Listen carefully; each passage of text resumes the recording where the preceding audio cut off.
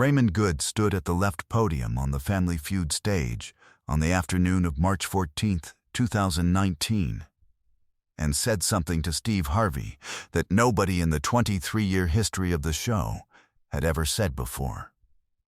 He pointed directly at Steve's chest, lowered his voice so the microphone barely picked it up, and said, "You people always think you own something, when you don't own anything." The audience went quiet in a way it hadn't all episode. Steve Harvey's smile disappeared, not slowly. Instantly, he placed his cards on the podium with both hands, set them down flat. And then he said 4 words that would be replayed on television and online for the next 3 years. Stop everything. Right now. It had started as a perfectly ordinary Thursday taping. The Good family from Baton Rouge, Louisiana, had driven 11 hours to Atlanta. Raymond had told his daughters, Camille and Destiny, both teenagers, that this was going to be the trip that changed their family's story.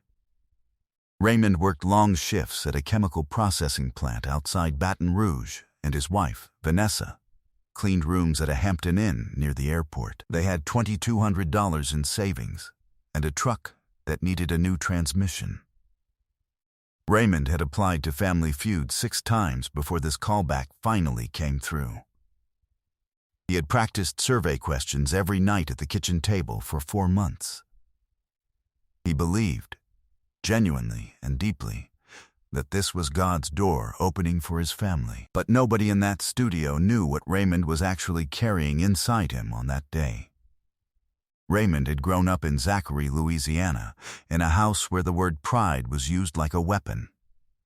His father had taught him that certain people were your competition, and certain people were beneath you, and the dividing line was color. Raymond had never fully unpacked that inheritance. He'd carried it quietly, the way a person carries something they know they probably shouldn't have, but can't quite bring themselves to put down. At the plant, he laughed off the jokes his foreman made. He told himself it didn't mean anything. He told Vanessa he was fine when she noticed the tension building in him during the months before the taping. "I'm just focused, baby. I just want to win." That was the lie. The truth was that Raymond had arrived in Atlanta with something coiled inside him, and the lights and the cameras and the pressure had made it tighter. And when a black man in a custom suit walked out from backstage with his name on the marquee and his face on every monitor in the studio, Raymond Good felt something snap. The Good family had been trailing by 87 points going into the final round. Raymond was frustrated. His son Marcus, 17 years old, had frozen on 2 answers that would have pushed them into the lead. Raymond had gripped Marcus's shoulder during the break and said something quiet and tight that made the boy look at the floor. The opposing family, the Caldwells from Memphis, were gracious and warm and had been celebrating every point with genuine joy. That seemed to make Raymond tighter. Steve had been his usual self, big energy, quick wit, moving the game along with the ease of someone who has done this thousands of times and still loves it. He had bent down to talk to Raymond's youngest daughter, Destiny, who was 7 years old, and asked her what she wanted to do when she grew up. She had said she wanted to be a judge. Steve had laughed the way he laughs when a child genuinely surprises him, with his whole body and his eyes crinkling up. And that was the moment Raymond said what he said. The room held its breath. 200 people. The crew members on the periphery of the stage stopped moving. A camera operator looked at his floor manager. 3 members of the Good family, Vanessa, Marcus, Camille, went completely still. Destiny, who was 7 years old and standing to her father's left, looked up at her father's face with her mouth slightly open. Steve Harvey stood at the podium for what the producers would later say was 11 seconds. 11 seconds of complete silence on a live studio recording. He was not shaking. He was not performing composure. He was very, very still. And then he did something no one expected. He walked out from behind the podium. Not quickly. Deliberately, he walked to the center of the stage and he turned to face Raymond directly and he said, "I'm going to ask you to step off this stage." His voice was level, not loud, not angry in the way that shouts, angry in the way that has decided. Raymond didn't move immediately. Steve said, "I mean, right now. Step off." A producer appeared at the side of the stage. Security arrived at the edge of the set within seconds. Raymond's wife, Vanessa, had already put her hand over her mouth. But Steve Harvey was not finished. He turned to the audience before Raymond had even fully left the stage area. He said, "I want everyone in this room to understand something." And then he stopped. Not for drama. He stopped because he was working through something real, in real time, and you could see it in the way his jaw moved before the words came. He looked at Destiny, who was 7 years old and still standing at the podium, and he said directly to her, "Baby girl, I need you to hear this." And then he turned back to the full audience. "What you just saw has nothing to do with who that little girl is, and it has nothing to do with who she is going to be." The studio fell completely silent. Steve walked over to where Destiny was standing. He knelt down on the stage floor in his expensive suit, and he looked at her at eye level, and he said, "You still want to be a judge?" She nodded. He said, "You're going to be a great one." Then he stood up and he pulled out his phone, which hosts never do during tapings, and he called his own foundation director while the cameras were still rolling, and he said, "I need a 4-year scholarship commitment for a young woman in Atlanta tonight. Her name is Destiny Good. She wants to be in law." He spelt out the last name. The audience heard every word. But Steve wasn't done. He turned to Marcus, Raymond's 17-year-old son, who had been standing at the edge of the stage with his hands at his sides and tears moving down his face without any sound attached to them. Steve walked over to Marcus, and he said, "You froze out there today. That's okay. Men freeze. Men also get back up." He put his hand on Marcus's shoulder, the same shoulder Raymond had gripped. He said, "Let me tell you something. 35 years ago, I was living in my car. Not a nice car. A 1976 Ford Tempo with a broken heater in a Cleveland winter. I had nobody telling me I could do anything. I know what it's like to grow up in a house where the ceiling feels permanent, because 35 years ago, I was you." Marcus looked up.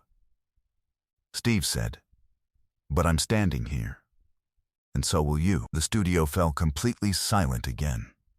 The Caldwell family, the opposing team from Memphis, had watched all of this from their podium.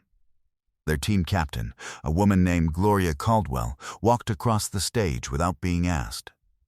She walked directly to Vanessa Good and she put her arms around her. She said, "Your kids are extraordinary." She said it loud enough that the microphones caught it. The audience broke. Steve announced that both families would receive the full prize package for the day. He said it plainly, without fanfare, because it wasn't a gift he was announcing. It was a correction he was making. He said to his producers, loud enough for the room to hear, "Nobody walks out of here empty today." That's not a network decision. That's me. A stage manager visibly looked at his earpiece with an expression that said someone was talking to him about what was happening. Steve held up one hand toward the stage manager without looking at him. That hand said, "Not now."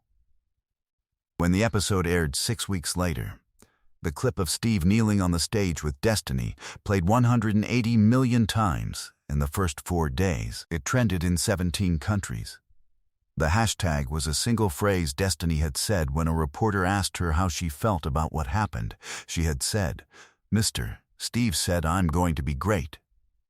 That became the hashtag. It lived on social media for 11 consecutive days as a trending topic. News organizations that do not normally cover game shows covered it. Op-eds were written. Steve appeared on 3 morning shows and said the same thing on all 3. I didn't do anything heroic. I just did what every adult in that room should have done, which is make sure that child knew she was not the problem. 3 months after the taping, Destiny Good was enrolled in the Young Scholars Legal Preparatory Program at Atlanta's Emory University, funded entirely by Steve Harvey's foundation. Marcus Good received a direct mentorship placement through the same foundation and was connected with a pre-law advisor at Morehouse College. 6 months after the taping, Raymond Good publicly apologized in a recorded statement that he posted himself to Steve Harvey, to his family, and to the studio audience who had witnessed what he said. The statement was 3 minutes long and contained no excuses. It was the most watched apology video on social media that year. A year after the taping, Steve Harvey visited the Good family. The visit was not filmed. No cameras, no crew.